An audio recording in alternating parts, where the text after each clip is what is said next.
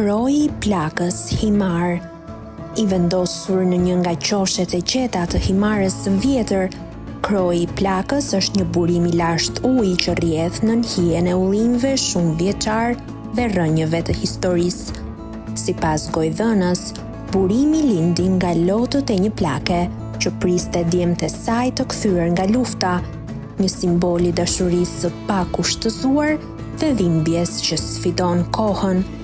Uji i ftohtë dhe i pastër rrjedh ende sot si një bekim i heshtur për kalimtarët.